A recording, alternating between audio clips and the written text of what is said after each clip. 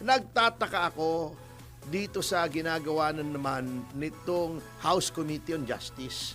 By the way, unang-una nagtataka ako bakit nagalit tong si Percy Sendanya sa akin. Bakit nga ba?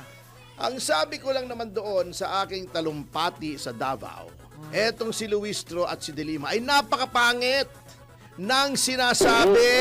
Kasi nga, Tony, bitin eh. Eh, siyempre, hihinga ako eh. Ako, Siyempre, hihinga ka nandun kasi tablado. Pwersado. Kaya pala. Ganon. Siyempre, nung sinabi ko, napakapangit, kinapos ako ng Hininga. hangin. Oh, hangin. Napakapangit. Hinga muna ako. Wala nang hangin yung katwiran? lungs Tama. ko eh. Opo, Ay, tapos? napakapangit. Higa. Nang sinasabi, dinugtungan ko naman agad, wala pang 3 seconds eh. Ay, palagay ko siya naman, hindi niya narinig yung kadugtong. Oh, di naman, imposible. Bago sabi ko yan, si Percy Sendanya ay tabingi ang pangangatwiran. Huminga rin ako. Siyempre, tuloy-tuloy, persadong-persado, gigil na gigil ka mag-speech eh. Eh, bakit nagalit siya? At bakit sinasabi niya, ang sinasabi ko ay yon, bakit nagalit siya? At hindi ba sagot mo, hindi tama yung sinasabi kong, pangit yung sinasabi ni Luistro at ni De Lima sa nabaluktot sa batas, sana binanggit niya ibatas. Oh. Diba? Hindi tama yung sinasabi ni Atty. Topacio na hindi pangit yung sinasabi ni Luistro at ni De Lima dahil ayon sa batas ganito, ilagay mo yung argumento mo. Ayun. O hindi tama yung sinasabi ni Atty. Topacio na tabingi ang aking pangangatuwiran sapagkat gano'n. Anong sinabi niya? Dugyot, manyak. Yung ba naman debate? Lalo tuloy tayong naniniwala na tagilid ang kanyang pangangatwiran. Kasi hindi siya nangatwiran eh.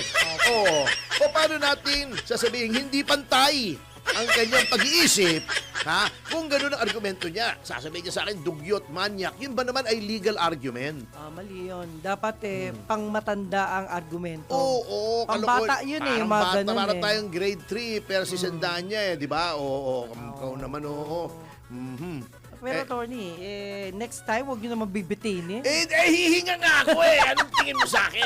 Yun talaga tingin nila sa atin para tayong Bakit? Ano ba bitin? Nabibitin sila Ngayon, sa mga... masabay, mahirap yung Pahayag nabibitin. mo. Opo. Ayaw na ayaw ni... Mabibitin. ayaw ni Laila de Lima yung nabibitin. Ay, grabe! Patay tayo dyan! Hindi ba kung ikaw ay na-offend dahil nabitin lang ng ilang segundo, hindi ba parang inamin mo na? Naku sir, pasensya na kayo. Masyado kayong bigot. Pambira naman yun. Huminga nga eh. Kayo ba hindi kayo huminga pag nagsasalita kayo? Pag nagtatalumpati kayo sa tribuna, hindi ba kayo huminga?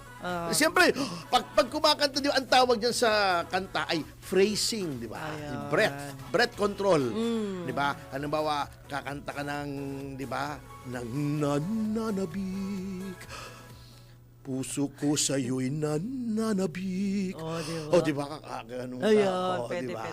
May katwiran kayo. Pwede. Okay. Anyway, speaking of House Justice Committee, Okay. ito ang kinakataka ng marami. Iniimbestigahan nila yung salin ni Vice President Sara Duterte. Ito yung summary naman eh. Opo. Ito ay, noong 2020, si VP Sara Duterte ay may salin na 44.8 million. Okay. Ito'y tumaas ng 58.2 million noong 2021, noong 2022, 71.7 million, at noong 2023 ay tumaas ng 77.5 million. Okay. Sa makatuwid baga ay 97% ang itinaas. Opo. Di ba? Halos dumoble. Ngunit ito ay may paliwanag. Kung saan ang galing negosyo, yung law practice ni Man Scarpio. Dati naman bago pa naging VP si Sara ay practitioner na talaga si Man Scarpio. Ngunit mga kababayan, bakit parang nagtatalumpati ako sa tribuna? Hihinga ulit ako baka sabihin nyo bitin. Etong si Pangulong Marcos Noong 2020 at 2021, Okay. bago siya maging Pangulo, ang net worth lang niya, ang salin lang niya, ang dineklara niya ay 203.8 million. Okay. O, tama naman, di ba ga? Kasi noong 2020 naman, 2021, wala naman siyang hanap buhay. Opo. O, ewan ko kung minana niya yon, etc. Wala naman tayong problema roon. Ngunit, noong 2022, noong naging presidente siya, at Opo. take note, presidente lamang siya from 2022 June hanggang December, so kalahating taon lamang pa siyang nagiging Pangulo, ang 203 million niya ay naging 960.7 million. Oh, malaki, di ba? O, 700 million ang itinaas sa isang taon. Sa Okay. isang taon. Oh. At yung 2023, yung last available na salin niya, Opo. ang kanyang net worth na ay 1.157 billion. Naging bilyonaryo po habang Pangulo si Pangulong Marcos. Noong siya ay hindi umuupo bilang Pangulo, ang kanya lamang yaman ay 230 million nung pagkatapos ng isang taon at kalahati lamang na siya ay Pangulo. Siya ay naging bilyonaryo. At hindi imbestigahan. O, ang taas ng kanyang yaman ay 575%. 575% times 5. 5 doble ang kanyang yaman mula nung siya ay hindi Pangulo hanggang 1 taon at kalahati pa lamang na siya ay Pangulo. Si Speaker Romualdez naman, mga kababayan, noong 2020, 475 million ang kanyang yaman. At yun din ang kanyang yaman noong 2021 sapagkat siya ay congressman lamang naman. Oh, di ba? Wow. Ngunit, ito ay consistent hanggang 2023. Opo. 475, naging 493 million. Ngunit, mga kababayan, noong 2024, nung siya ay speaker na ng 2 taon at kalahati, Opo. naging 3,465 million ang kanyang yaman, mga Sus, Mario kababayan. Mario. Sa makatuwid bagay, 628%, 6 na doble, halos 7 ang itinaas ng kanyang yaman. Oh. Bakit, mga kababayan, ay hindi ito imbestigahan ng House Justice Committee? Palakpakan, palakpakan. Palakpakan. Yun, kampanya na, ano? Eto pang isa, mga kababayan, si Ombudsman Remulla. Natatawa ako sa sarili ko. Parang ano eh. Ano ba yan? Parang, Ang- sige. Na kasaad sa kanyang 2025 na salin, ang kanyang yaman ay 441.7%, mga kababayan. Tumaas ng 2,000% mula nung 2005. Bakit, mga kababayan, hindi rin imbestigahan ng House Justice Committee? Palakpakan! Kaya, mga kababayan, tama na. Ay, nako, Tony. Para nangangampanya na eh. No? Talagang talagang. Thank you! Thank you! Maraming salamat! Kaya sa susunod na halalan, ay ano ba yan? Aha. Pero attorney, sa mga pamimili na kung sino ang iimbestigahan at iimbestigahan, sino po ba ang dapat masunod? Ay, selective po nga. Kita nyo nangyari. Yun. Yung mga final laban kay VP Sara Duterte, yun ang umusad.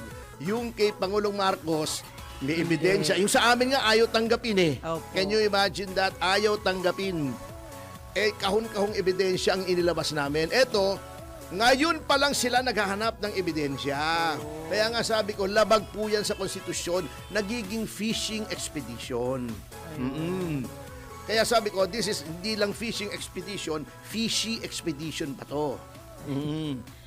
Pero mo, sufficient informant substance, ngayon ka lang maghahanap ng ebidensya, hahanapin mo yung SALN, ni wala ka palang anong tawag dito, certified true copies ng SALN. Ayun. At etong mabigat, eto nagtataka ko. Ito opinion ko lamang naman. Ayoko namang sabihin mas magaling ako sa ating lehislatura. Di ba tumaas ng husto ang presyo ng mga produktong petrolyo? Yes. Dahil nga doon sa gera, hindi naman Opo. natin kasalanan. Sabi nga ni Ping, ay kasalanan ni Trump.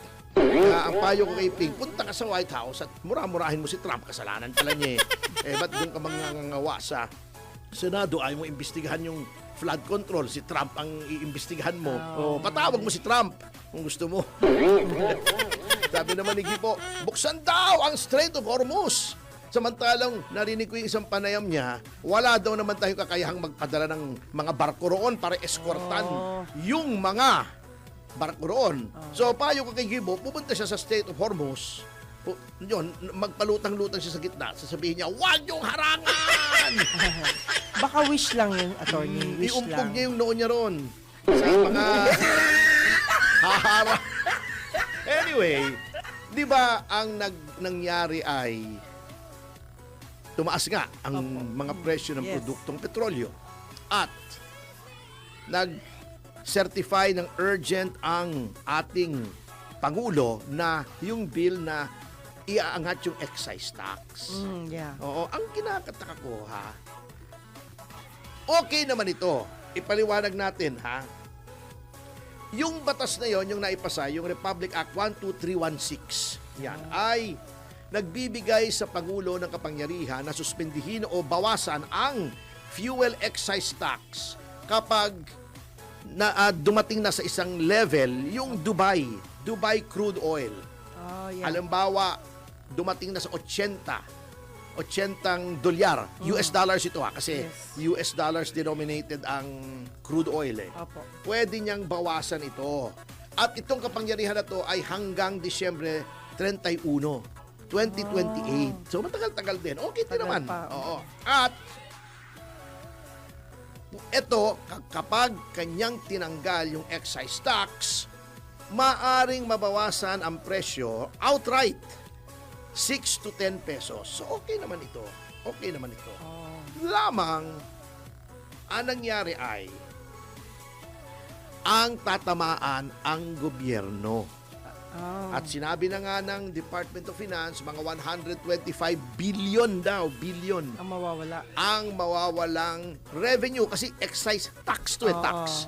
Pag hindi ka nakakolekta ng buwis, syempre, yan ang income lamang ng gobyerno sa kinukuha ang income ng gobyerno ay basically taxes. May ibang sources ng income ang gobyerno, yung rental ng government property, sale ng government assets, etc. Pero usually taxes yan. Eh, hindi na natin afford ito dahil ang mga pondo ng gobyerno ay ninakaw nga. Itong 124 billion, kayang-kaya namang saluhin ng gobyerno yan. Kung hindi trilyon nga ang ninakaw eh. Ha? Yun ang problema rito sa excise tax. Nagtataka ako kung bakit hindi pa ginawa yung urgency ng remedial measures para malunasan yung pagtaas ng bigla ng mga prices of petroleum products na i-reinstate yung oil regulation o magkaroon ng oil price stabilization fund katulad nung dati, di ba? Sapagkat itong oil deregulation, ito po ay 1998 na tanggal yung OPSF, nagkaroon ng Republic Act 8479. Anong nangyari? Ito hindi ko, baka sabihin nyo, nagmamarunong tayo, hindi ko po ma-explain to ng detalyado sapagkat hindi ko ito expertise. So, basic lang po ang ating itatalakayan dito. Ang oil deregulation ay yung pagtanggal ng kontrol ng presyo ng ng langis. Kasi dati, noong panahon ni Marcos hanggang 1998 is panahon ni Pangulong Ramos. Kung hindi ako nagkakamali. Kasi June 1998 naging Pangulo si Erap. Pagkatapos ng eleksyon, natalo niya si Joe de Venecia. Diga. Yun. Okay. Dati kasi, merong control. Halimbawa, sasabihin ng hindi pwedeng basta magpresyo ang mga oil companies ng gusto nila. Sasabihin ng gobyerno, eto presyo, 7 piso. Dati, 7 piso 1 litro. Yan. Lahat yan pare-pareho. 7 piso kahit saan ka pumuntang gas station, 7 piso. 1 litro ng gasolina. Ngayon, paano pag tumaas ang langis? Yung sa excise tax, may iniipon sila, parang yun yung paluwagan. Parang butaw. Oo, May butaw. iipon ka. Yeah. Halimbawa, a certain percentage yung tax nandun sa Oil Price Stabilization Fund. Halimbawa, sinabi ng gobyerno, 7 pesos lang ha. Sasabihin ng mga oil companies, boss, hindi namin kaya ng 8 kasi tumaas ang krudo. Anong 7 pesos? Kailangan ibenta namin ng 8 pesos, otherwise lugi kami. Sabihin ng gobyerno, relax, pare ko. Meron dito. Yung diferensya ng 7 at 8, which is 1 peso, Pag-usapan. hindi pag-usapan. Ano po? Ibibigay namin sa inyo. Yan. 7 piso kolektahin mo sa mga consumers, piso kolektahin mo sa gobyerno, 8 pesos, everybody happy. Parang sinagot Hindi tumaas nila. yung presyo ng gas, di ba? Dahil 7 piso pa rin, kahit tumaas ang presyo ng krudo, hindi nalugi yung mga kumpanya kasi binigyan sila ng piso ng gobyerno.